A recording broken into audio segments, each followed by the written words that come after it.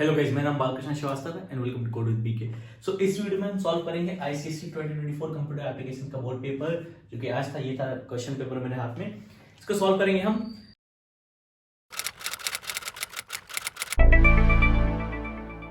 तो शुरू करने से पहले रिक्वेस्ट कि please please please please subscribe करें मेरे चैनल को, क्योंकि मेरा चैनल नया है और आपका सपोर्ट, आपका सब्सक्रिप्शन बहुत जरूरी है।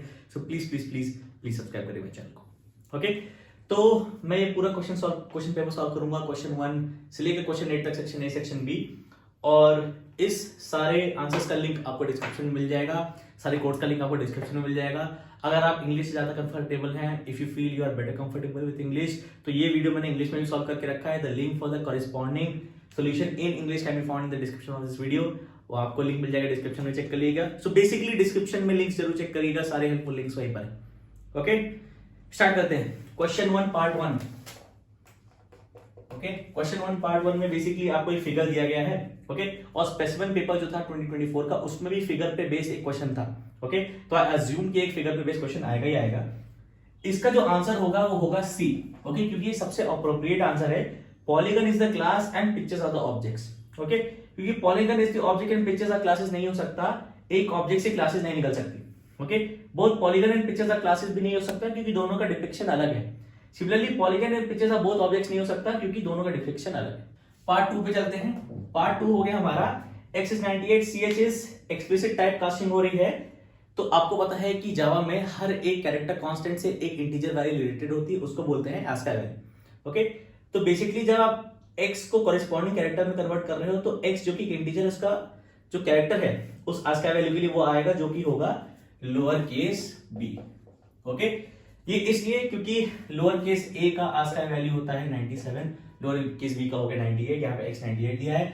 आपको स्टैंडर्ड ASCII वैल्यूज पता होना चाहिए कैरेक्टर्स के। सो अपर केस a होता है 65, 0 होता है 48। ये तो आपको पता ही होना चाहिए, इसमें कई बार सवाल आ चुके हैं। ओके, ऑलराइट, चलते हैं नेक्स्ट पार्ट पर। Okay, the output of the statement consultation dot index of is C which is 6। Okay, क्योंकि इंडेक्स ऑफ आपको उस कैरेक्टर का इंडेक्स बताना है उस स्ट्रिंग में जो आप वो कैरेक्टर पहली बार आया, तो दो बार आ रहा है, आपको पहले टी का इंडेक्स बताना है, जो कि 0 1 2 3 4 5 6 पर आएगा। ओके, चलते हैं पार्ट 4 पर। Okay, the access specifier give least accessibility is B private. Okay, private का एक्सेसिबिलिटी लीस्ट होता है, फिर प्रोटेक्टेड एंड फिर पब्लिक। ओके, चलते हैं next part which is part 5 पर। Okay, return value output of statement talent dot compare to genius. Okay, इसका answer होगा पार्ट डी 13। कैसे? आपको दिया गया है talent dot compare to genius. Okay, compare to क्या करता है? दो स्ट्रिंग के कैरेक्टर्स को कंपेयर करता है, लेफ्ट से लेकर राइट। किसी भी इंडेक्स पर अगर कॉरेस्पॉन्डिंग इंडेक्स पर कैरेक्टर सेम नहीं मिले, तो रिटर्न वैल्यू कैलकुलेट हो जाएगी, जो कि होगी कॉरेस्पॉन्डिंग ASCII कैरेक्टर्स का डिफरेंस। ओके, ASCII वैल्यूज का डिफरेंस। तो पहले ही इंडेक्स पे कैरेक्टर अलग है, यहाँ पे लोअर केस टी है, यहाँ पे लोअर केस जी है, तो रिटर्न वैल्यू हो जाएगा ASCII of T minus ASCII of G. Okay, तो टी माइनस जी कितना हो गया? लोअर केस ए होता है 97। ओके, तो लोअर केस टी हो गया 116। ओके, लोअर केस टी हो गया 103। ओके, लोअर केस जी हो गया 103, तो ये हो गया 30। ओके, ऑलराइट, चलते हैं नेक्स्ट पार्ट पर। पार्ट 6। तो following is an escape sequence. Escape sequence वो होते हैं जहां पे बैकस्लैश लगा होता है कैरेक्टर के पीछे, backslash T, backslash N, backslash R. ये एस्केप कैरेक्टर होता है बैकस्लैश। सो बेसिकली आपको अगर चेंज ऑफ लाइन प्रिंट करनी है तो बैकस्लैश एन बोलोगे, कंपाइलर को एन नहीं बोलोगे। ये बैकस्लैश बताता है कि आप एस्केप कर लो और बताओ कि ये न्यू लाइन कैरेक्टर है। ओके, तो backslash N, backslash T, backslash R, तो यहाँ पे क्या दिया हुआ है? बैकस्लैश टी दिया हुआ है। ओके, तो आंसर होगा B, backslash T. Slash N slash T double slash N नहीं होगा। ओके, चलते हैं नेक्स्ट पार्ट पर। Part 7। If A is greater than B and B greater than C, largest number is part C which is A. ये true इसलिए है क्योंकि अगर ए ग्रेटर देन बी है and B greater than C है, okay, तो equality बन गई ये, तो ए लार्जेस्ट हो गया। ये वाला पार्ट ये है, ये वाला पार्ट ये है। ओके, फिर चलते हैं पार्ट 8 पर। Okay, what is the output of math ceil 5.4, math ceil 4.5? Okay, ceil basically क्या देता है? किसी भी रियल नंबर का next whole number value. Okay, so 5.4 के बाद जस्ट नेक्स्ट होल नंबर कौन सा है? 6। 4.5 के बाद जस्ट नेक्स्ट नंबर कौन सा है 5, तो 6 + 5 आपको दे देगा ये 11, तो आंसर हो जाएगा बी पार्ट 11.0। ओके, और याद रखिएगा कि सील का रिटर्न डबल टाइप होता है, तो कई बार ऐसा करते हैं वो ऑप्शन देते हैं 11 और 11.0, ये इंटीजर ये डबल है, 0.0 लगा डबल है, तो डबल वाला पार्ट चूज करना है क्योंकि रिटर्न वैल्यू जो है डबल है। ओके, इस केस में नहीं दिया है बट समटाइम्स ये कंफ्यूज यू। ओके, चलते हैं 9th पार्ट की ओर। Okay, what is that method to check whether characters letter और digit is basically C. Okay, alright, ये मेथड होता है कैरेक्टर क्लास में, कैरेक्टर क्लास जो कि रैपर क्लास है, क्लास टाइप कैर के लिए। इसमें स्टार्टिंग मेथड होता है इस लेटर और डिजिट का, जिसमें तो आप ऐसे कर सकते हैं इस लेटर और डिजिट। ओके, और अगर आपको कैर ch बराबर अपर केस ए है, आप ch इसमें डाल दो। ओके, रिटर्न वैल्यू ट्रू होगी अगर ये ch लेटर है या डिजिट है, रिटर्न वैल्यू फॉल्स होगी, ना फॉल्स होगी अगर लेटर और डिजिट दोनों नहीं है। ओके, फिर चलते हैं पार्ट 10 पर। Okay, part 10 extension of Java source code file is called D. तो बेसिकली सोर्स कोड वो हो गया जो कोड हम लिखते हैं, हम किस फाइल में लिखते हैं, .java फाइल में लिखते हैं, तो एक्सटेंशन हो गया .java। ओके, चलते हैं पार्ट 11 पर। Okay, number of bytes occupied by character array of 4 rows and 3 columns, 4 into 3 का एरे है, तो कितने कैर वैल्यूज हैं 12। एक कैर वैल्यू कितना डेटा ऑक्यूपाई करती है 2 बाइट्स। ओके, 12 into 2 हो गया 24। ओके, तो आंसर हो गया बी 24। ओके, चलते हैं पार्ट 12 पर। Okay, with the following data type cannot be used with the switch case conduct is D double। Okay, int और कैर हमेशा से था, जावा 1 से था, स्ट्रिंग जावा 7 ऑनवर्ड से ऐड हो गया कि आप स्ट्रिंग टाइप को भी स्विच केस में यूज कर सकते हो। ओके, चलते हैं पार्ट 13 की ओर। Which of the following are entry control loops? तो for loop एंट्री कंट्रोल है, while loop एंट्री कंट्रोल है, do while loop है, हमारा exit कंट्रोल, स्विच केस जो है लूप नहीं है, तो 1 और 2, तो 13 का हो गया B 1 और 2। ओके, चलते हैं 14 की ओर। Okay, method which reverses a given number. अब ये थोड़ा कंफ्यूजिंग है, डिस्ट्रक्टर नहीं हो सकता, जावा में डिस्ट्रक्टर नहीं होता, डिस्ट्रक्टर C++ में होता है, जहां पे हम मेमोरी को डीएलोकेट करके कंप्यूटर को वापस दे देते हैं। ठीक है, जावा में जो मेमोरी यूज में नहीं रही उसको कलेक्ट करने का काम गार्बेज कलेक्टर करता है। ठीक है, आपको अलग से नहीं करना पड़ता डिस्ट्रक्टर वाला काम। डिस्ट्रक्टर नहीं है, कंस्ट्रक्टर नहीं है। प्योर मेथड नहीं हो सकता, क्योंकि प्योर मेथड का सेंस ये होता है कि वो स्टेट ऑफ वेरिएबल्स चेंज नहीं करता। ओके, और इसमें हम नंबर को रिवर्स कर रहे हैं। ओके, तो इसका अप्रोप्रिएट आंसर होगा 14th का a impure method. Okay, part 15। Okay, the name of the class is yellow. ये बहुत ही ट्रिकी क्वेश्चन था, बहुत ही सीधा साधा। What can be the possible name of its constructors. एक ही पॉसिबल नाम हो सकता है जो कि क्लास का नाम है, जो कि हो गया yellow. Okay, upper case Y के साथ, बाकी सब लोअर केस, जो एग्जैक्टली क्लास का नाम है। Part 16 invoking a method by passing the objects of a class is termed by call by reference. Okay, क्योंकि आप अगर एक ऑब्जेक्ट को पास कर रहे हो तो बेसिकली आप उस ऑब्जेक्ट का रेफरेंस पास कर रहे हो, तो उसमें जो भी चेंजेस होंगे जहां जिस मेथड पे आप कॉल कर रहे हो, तो वो चेंजिंग कॉलिंग मेथड में भी रिफ्लेक्ट होंगे। ओके, चलते हैं पार्ट 17 की ओर। ओके, ये भी ट्रिक क्वेश्चन ही है। तो ये कह रहे हैं कि आपको करेक्ट स्टेटमेंट बताना है to create object name mango of class fruit.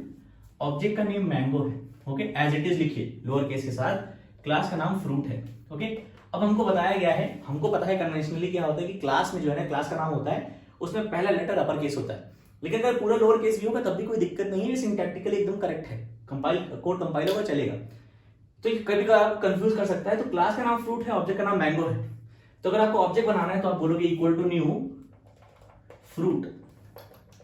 Okay, तो इसमें सही ऑप्शन हो गया बी। इस पेपर में टाइपो है बट ऑप्शन बी होना चाहिए, ऑप्शन ई वाला आंसर होना चाहिए। ओके, चलते हैं पार्ट 18 की ओर। असर्शन, ये भी अच्छा है, ट्रिकी क्वेश्चन है। असर्शन है static method can access static and instance variables. Reason है static variable can be access only by static method. अब असर्शन बोल रहा है static method can access static and instance variables, ये फॉल्स है। Static members can only access other static members होता है। ठीक है, तो असर्शन तो फॉल्स है। Static variable can access only by static method, ये भी गलत है। Static variables can be access by both static and non static methods, तो non static members can access both static and non static members. Okay, assertion भी false है, reasoning भी false है, तो उसका पार्ट हो गया डी। ओके, चलते हैं 19th की ओर। Okay, what is the output of the Java code given below. Colour of two dot length, तो 0 1 2 थर्ड एलिमेंट का लेंथ विच इज 6, तो A 6। ओके, चलते हैं पार्ट 20 की ओर। Okay, which of the following mathematical returns only an integer. Okay, ceil, SQRT, floor तीनों double value return करते हैं। ओके, मैंने आपको अभी बताया। और मैथ डॉट राउंड का रिटर्न वैल्यू होता है इंट, तो ये हो गया D math dot round. Okay, ये हो गया आपका क्वेश्चन 1। चलते हैं क्वेश्चन 2 पर।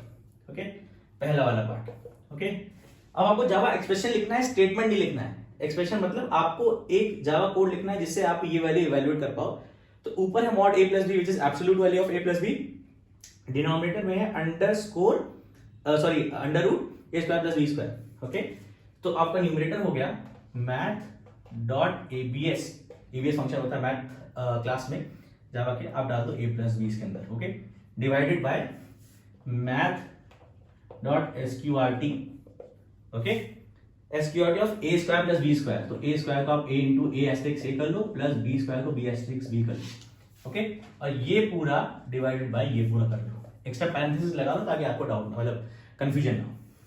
ओके, अब इसको डबल डी करके लिखोगे और साथ में एंड में सेमीकोलन लगा दोगे तो ये स्टेटमेंट हो जाएगा। हमको स्टेटमेंट नहीं चाहिए, हमको एक्सप्रेशन चाहिए बस। ओके, जावा कोड जो कि ये एक्सप्रेशन इवैल्यूएट कर सके। ओके, पार्ट 2 पे चलते हैं। ओके, एक्स की वैल्यू बतानी है। अब ये अच्छा सवाल। ओके, एक्स दिया गया है हमको 4। ओके, एक्सप्रेशन दी गई है x plus equal to X plus plus right into plus plus X percent 2, ये दिया गया ना। ओके, इसको सॉल्व कैसे करते हैं? x equal to X plus कर दो, पहले इसको एक्सपैंड कर दो, तो ये x equal to X plus ये पूरा टर्म हो जाएगा x plus plus into plus plus X percent 2। Okay, x start हो रहा है 4 से, रनिंग वैल्यू ऑफ x हो गई 4, रनिंग वैल्यू मतलब करंट वैल्यू 4 है जब हमें कैलकुलेट कर रहे हैं, तो x की वैल्यू 4 ले ली plus x plus plus post increment, x की वैल्यू यूज होगी फिर इंक्रीमेंट होगी, x की वैल्यू यूज हो गई 4 हो गया x 5 बढ़ के 1। Okay, into plus plus x percent 2। अब प्लस प्लस x पहले हो गया, परसेंट 2 पहले होगा, प्लस प्लस x पहले होगा क्योंकि इसका प्रेसिडेंस ये ऊपर आता है। ओके, फिर परसेंट आता है, प्लस प्लस है x है प्री इंक्रीमेंट मतलब x की वैल्यू इंक्रीमेंट होगी फिर यूज होगी, तो इंक्रीमेंट होकर 6 हो गई, यूज किया परसेंट 2। ओके, तो ये बेसिकली हो गया 4 प्लस 4 इंटू 6 परसेंट 2 जो कि हो गया 0, एक ही हो गया 4 प्लस 0 जो कि हो गया 4। तो फोर्थ का आंसर हो गया, सेकंड पार्ट का आंसर हो गया 4। चलते हैं थर्ड पार्ट की ओर। ओके, थर्ड पार्ट में आपको rewrite the following do while program statement using for. Okay, दिया गया है x बराबर 10 है, y बराबर 20 है। ओके, आपको दिया गया है do x plus plus y plus plus. Okay, I hope मैं बहुत ज्यादा स्वेटी नहीं लग रहा हूँ क्योंकि फैन बंद है वरना आवाज होती है और गर्म हो गया Bangalore. Okay, anyways then while x is less than equal to 20 है और फिर SOPLN xy है। ठीक है, ओके, पहले हम ये देखते हैं लूप कितनी बार चल रहा है। x स्टार्ट हो रहा है 10 से। ओके, x अंदर गया 11 हो गया, 10 स्टार्ट हो रहा है 11 हो गया। ठीक है, 11 लेस देन इक्वल टू 22 है, 11 था अंदर गया 12 हो गया, 12 लेस देन इक्वल टू 22 है, 12 था 13 हो गया, 13 था 14 हो गया, 14 था 15 हो गया, 15 था 16 हो गया, 16 था 17 हो गया, 17 था 18 हो गया, 18 था 19 हो गया, 19 था 20 हुआ। जब 20 हुआ तो 20 लेस देन इक्वल टू 20 तब भी ट्रू है, तो 20 से 21 भी होगा और जब x 21 होगा तभी लूप बंद हो जाएगा। लूप कितनी बार चला? 1 2 3 4 5 6 7 8 9 10 11, लूप चला 11 बार। ओके, x की वैल्यू जब 21 हो गई तब लूप खत्म हो गया। तो जब आप यहां पे आए ना तो x तो 21 है, ये सेट है हमारा। लूप चला 11 बार, 11 बार y प्लस प्लस हो रहा है मतलब y में 11 जोड़ना है, मतलब y हो गया प्लस 11 हो गया 31। तो जब आप यहां से लूप से निकले तो y भी है 31। ओके, x 21 y 21 आउटपुट होना चाहिए 651। अब इसको कॉरेस्पॉन्डिंग फॉर लूप में करना है, तो आइडिया मेरा ये है कि लूप के बाद हमको जब ये प्रिंट करना हो तो x 21 आए y 31 आए। ओके, और x इंटू y प्रिंट हो तो ये वाली वैल्यू। ओके, तो x स्टार्ट हो रहा है 10 से। ओके, और इसमें भी आपको इंट x इंट y नहीं दिया गया तो आप सीधे x 10 ले लो, y दिया गया है 20। ओके, ये आपका इनिशियलाइजेशन हो गया फर्स्ट सेमीकोलन के पहले। कंडीशन हम रखेंगे x less than equal to 20 ही। ओके, और इंक्रीमेंट होगा x प्लस प्लस, लूप में कर रहे हैं हम y प्लस प्लस। ओके, ये इसलिए कर रहे हैं क्योंकि ये लूप जो है हमारा 11 बार चले।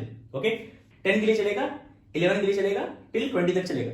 तो 11 टाइम्स ये लूप चलेगा, कंडीशन फॉल्स तब होगी जब x 21 हो जाएगा, x निकल के आएगा 21, लूप 11 टाइम्स चला, y हो गया 31, ओके। और फिर आप कर दीजिए SOPLN x, मतलब पूरा लिखेगा system dot out dot println x y। ये हो गया आपके पार्ट 3 का आंसर, ओके। पार्ट 4 पे चलते हैं, ओके। पार्ट 4 में हमको दिया गया है given the output of following program how many times the loop is executed. Loop दिया गया है ये, तो लूप दिया गया है for x equal to 10, x is greater than 20, x plus plus, okay. और फिर दिया गया है SOPLN x system dot out dot println x, और फिर दिया गया है SOPLN x इंटू 2, ओके। तो आपको पता होगा कि अगर फॉर लूप के बाद बॉडी नहीं दी गई है, मतलब कर्ली ब्रेसेस नहीं गए हैं, तो पहला जो स्टेटमेंट होता है वही होता है फॉर लूप का पार्ट। तो ये फॉर लूप का पार्ट है SOPLN x, ओके।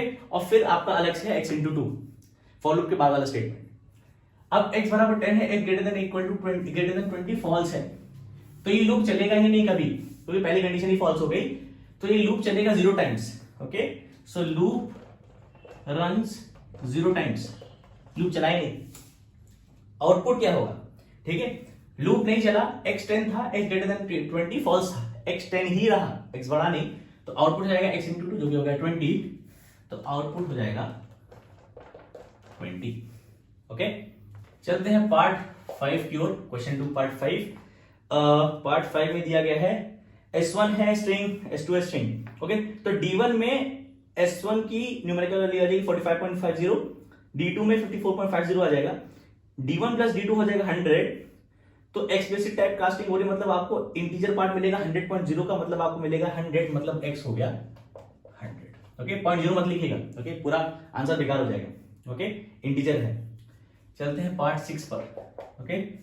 पार्ट 6 में क्या है, consider the following two times answer following question below. A, what is the order of the array. तो ऑर्डर ऑफ द एरे मुझे टर्मिनोलॉजी बहुत क्लियर नहीं है, ओके, और मैंने कई पेपर सॉल्व किए हैं, ये वाला मुझे क्वेश्चन कभी नहीं मिला, लेकिन मेरे हिसाब से आंसर होना चाहिए 4 into 3, क्योंकि this is the order, 4 rows 3 columns, okay। Then part B, what is the value of x00 plus x22। x00 है 4, x22 है 10, okay, so 4 plus 10 हो गया हमारा 40, okay। पार्ट 7 पे चलते हैं। Part 7 difference between boxing and unboxing, okay. Boxing हमारा मोहम्मद अली वाला बॉक्सिंग नहीं, सॉरी बैड जोक। बॉक्सिंग होता है कि आप एक प्रिमिटिव वैल्यू को उसकी करस्पॉन्डिंग रैपर टाइप ऑब्जेक्ट में डाल देते हो, तो उसको बॉक्सिंग कहते हैं, उसको अंग्रेजी में लिख दीजिएगा, ओके। अनबॉक्सिंग क्या हो गया, अनबॉक्सिंग हो गया कि आप एक रैपर टाइप के जो ऑब्जेक्ट होते हैं उसमें से प्रिमिटिव वैल्यू जब उसको प्रिमिटिव वैल्यू में कन्वर्ट करते हो तो उसको अनबॉक्सिंग कहते हैं, ओके। चलते हैं पार्ट 8 पर, ओके। इन सबके आंसर की पूरा फॉर्मल आंसर लिख के मैं आपको एक लिंक डाल दूंगा डिस्क्रिप्शन में, आप वहां से आंसर कॉपी कर सकते हो, अभी आपको कॉपी करने की जरूरत नहीं है, अभी देख लो बस, ओके। पार्ट 8 है कि आपको एरर बताना है और आउटपुट बताना है, ओके। तो सबसे पहले तो एरर होगा कि इंट x हो गया a dot compare to b, compare to का रिटर्न टाइप होता है इंटीजर, ओके। लेकिन इसका आउटपुट क्या होगा, काफी इंटरेस्टिंग है, और ये सेम सवाल मुझे किसी ने कल ही कमेंट्स में पूछा था कि इसका क्या आउटपुट होगा, ओके। तो मैंने सेम बताया था, ओके। तो a है हमारा किंग, ओके, और b है हमारा kingdom, okay. a dot compare to b करना है। कंपेयर टू क्या करता है, लेफ्ट से राइट कैरेक्टर्स कंपेयर करता है हर एक इंडेक्स पर, दोनों स्ट्रिंग के। जिस भी इंडेक्स पर कैरेक्टर मैच नहीं होते हैं, उस इंडेक्स पर जो difference of ascribe values of characters होता है वो रिटर्न कर देता है, ओके। पहला इंडेक्स मैच, दूसरा इंडेक्स मैच, तीसरा इंडेक्स मैच, चौथा इंडेक्स मैच। इसमें कैरेक्टर्स बचे नहीं, इसमें कैरेक्टर्स बचे हैं, okay. So compare to return करेगा लेस देन 0 अगर a b से छोटा है, कंपेयर टू रिटर्न करेगा ग्रेटर देन 0 अगर a b से बड़ा है, कंपेयर टू रिटर्न करेगा 0 अगर a b बराबर है। बराबर छोटा बड़ा होने का मतलब यह है कि ये वाला स्ट्रिंग इस वाले स्ट्रिंग से पहले आएगा डिक्शनरी में, ओके, डिक्शनरी ऑर्डर में। तो इस केस में क्या होता है, क्योंकि पहले चारों कैरेक्टर सेम थे, लेकिन इसमें कैरेक्टर्स खत्म हो गए, इसमें कैरेक्टर्स बचे हैं, हमको एक लेस देन 0 वैल्यू रिटर्न करनी है, तो कंपेयर टू रिटर्न करेगा कि इसमें कितने एक्स्ट्रा कैरेक्टर्स हैं, 3, तो -3 रिटर्न होगा, okay.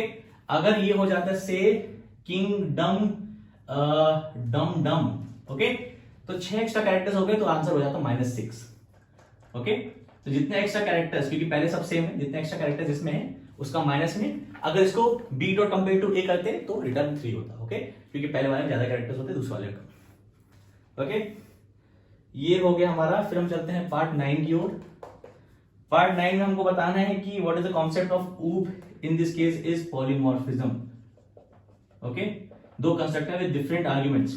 Okay, output of the method main is T dot print. T एक डिफॉल्ट कंस्ट्रक्टर से बना ऑब्जेक्ट है, ए बराबर 10 है तो आउटपुट होगा 10। ओके, फिर एक्स डॉट प्रिंट है, एक्स बना है जी से जो भी जा रहा है 30 तो होगा 30। तो 10 और 32 सेपरेट लाइंस में आउटपुट लिख दीजिएगा फॉर पार्ट बी। ओके, चलते हैं लास्ट पार्ट 10 पर। ओके, तो which package the character boolean classes belong, ये है Java dot line. Okay, Java dot line लिख दो, आप आंसर मार्क्स मिल जाएंगे। अच्छा, दूसरा वाला इंटरेस्टिंग है थोड़ा, मैंने कभी ऐसा क्वेश्चन नहीं देखा। Write the statement to access scanner class in the program. Statement to access scanner class in the program. Okay, तो मेरे हिसाब से बेस्ट आंसर क्या होगा, आपको स्टेटमेंट लिखना है प्रोग्राम में और एसेस करना है स्कैनर क्लास, तो आप ऐसे लिखो Java dot util dot scanner.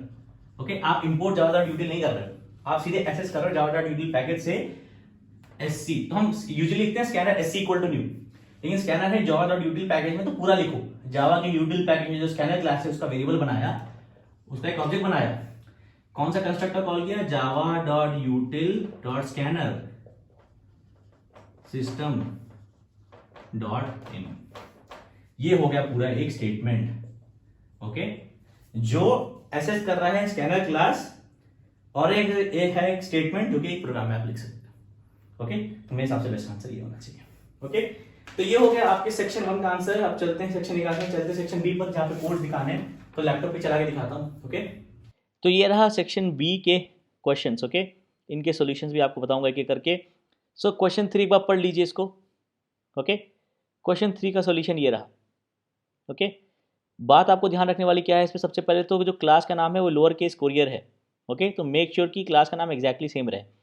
दूसरा ये है कि जो डेटा मेंबर्स हैं, ओके, उनके टाइप्स नहीं दिए गए हैं, तो आपको बेस्ट टाइप्स चूज करने हैं। ओके, तो नेम स्ट्रिंग है, वेट डबल है, एड्रेस स्ट्रिंग है, बिल डबल है, और टाइप जो है वो एक सिंगल कैरेक्टर। ओके, फिर एसएप मेथड में मैंने सारी डिटेल्स लिए हैं। बात ध्यान रखने वाली ये है कि जब आप एक डबल वैल्यू रीड कर रहे हो, या फिर आप नेम के बाद एड्रेस रीड कर रहे हो फिर डबल वैल्यू रीड करो, लेकिन अगर आप डबल वैल्यू के बाद एक लाइन रीड कर रहे हो तो आपको एक एक्स्ट्रा लाइन रीड करनी है, क्योंकि जब आप डबल एंटर करते हो उसके बाद जो एंटर दबाते हो वो एक्स्ट्रा एंटर रह जाता है। राइट, फिर आपने एड्रेस रीड किया, फिर आपने टाइप रीड किया, और कैरेक्टर टाइप रीड करने के लिए कोई अलग से मेथड नहीं होता स्कैनर क्लास में, तो आपको एक स्ट्रिंग रीड करना है, उसका पहला कैरेक्टर जो है एक्सट्रैक्ट कर लेना है टाइप रीड करने के लिए। ओके, कैलकुलेट मेथड में इसमें दिया है कि पहले 5 किलो का पर केजी वेट होगा 800, पर केजी रेट होगा 800, नेक्स्ट 5 के लिए 700, और अबव 10 500। तो आपको उस हिसाब से कैलकुलेट करना है कि अगर लेस देन इक्वल टू 5 है तो 800 पर केजी। ओके, अगर 5 से 10 के बीच में है तो पहले 5 के लिए 800, फिर बाकी के लिए 700। अगर 10 के ऊपर है तो पहले 5 के लिए 800, अगले 5 के लिए 700, और फिर बाकी बचे हुए के लिए 500 पर केजी। ओके, और टाइप आए है तो bill plus equal to 500। Okay, right, और इसमें दिया है कि ये जो मेन है void main to create an object of the class and invoke the methods. तो इतना ही इनफ है आपके लिए। मैंने एक पब्लिक स्टैटिक वॉइड मेन लिख रखा है ताकि मैं इस कोड को चेक कर पाऊँ। ओके, चला के देखते हैं। तो मैं अपना नेम डालूंगा बालकृष्णा। ओके, वेट हो जाएगा से अगर 12 है। ओके, एड्रेस हो जाएगा बेंगलोर से इंडिया। ओके, टाइप हो जाएगा से इंटरनेशनल।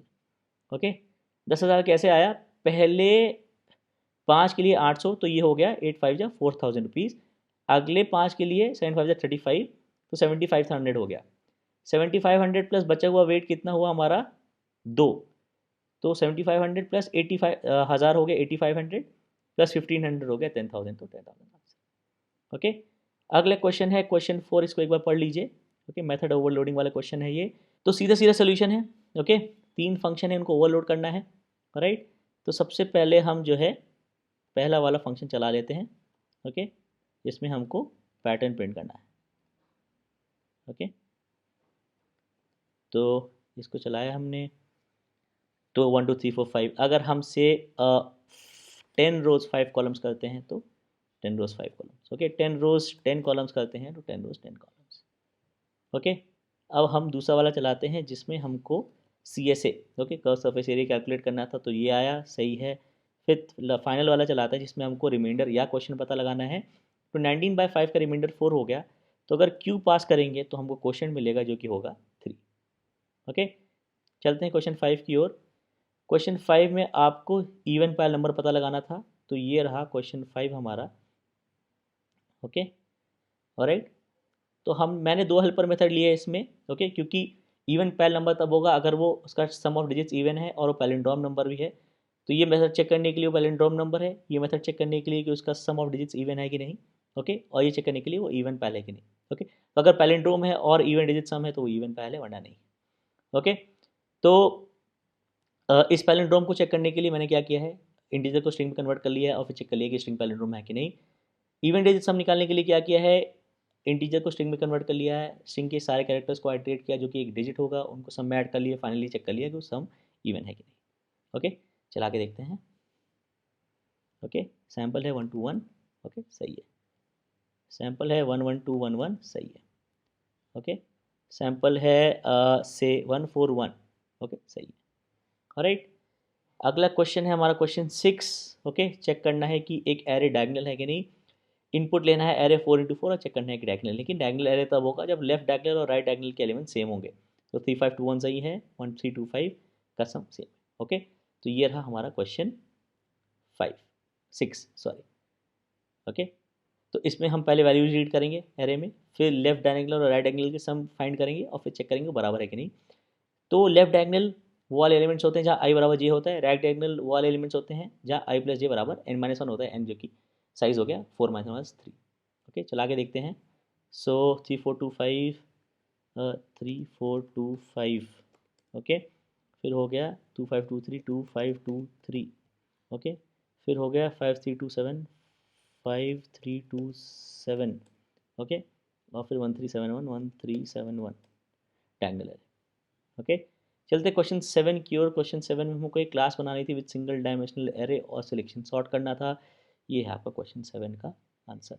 ओके, राइट, ये सारे पिन कोड को सॉर्ट करना था सिलेक्शन सॉर्ट यूज़ करके। तो हमारा एरे जो कि है सारे वैल्यूज हार्ड कोडेड।